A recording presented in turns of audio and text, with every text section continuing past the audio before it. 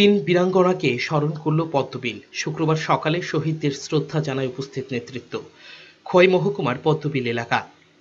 সেখানে তিতুন প্রথার বিরুদ্ধে লড়াই করতে গিয়ে শহীদ হয়েছিলেন কুমারী মধুতি রূপশ্রী।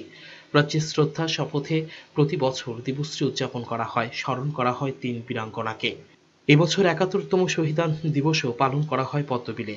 সকালে শহীদ বেদিতে পুষ্পার্ঘ্য অর্পণ করেন সিপিএম নেতা অঘোর দেববর্মা, রঞ্জিত দেববর্মা, পদ্মকুমার দেববর্মা, বিধায়ক নির্মল বিশ্বাস। ছোট পরিসরে সেখানে হয় আলোচনা সভা।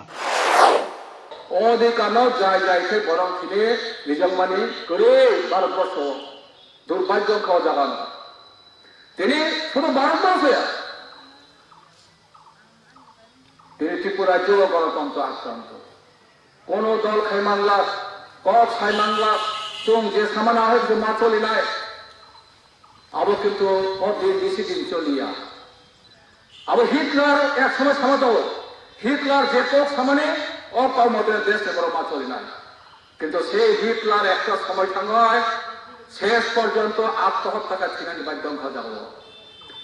আমার ইতিহাস পৃথিবীর ইতিহাস ও ইতিহাস লাই ঘুমানো কেবল কন্যামত গিয়া বুঝতাম যেনব আবহাওয়ার ইতিহাস নাই ভারতের অধিকার আবহাওয়ায় খান খাই সিকরি সকল খাইয়াত আপনি কেউ মাইয়া।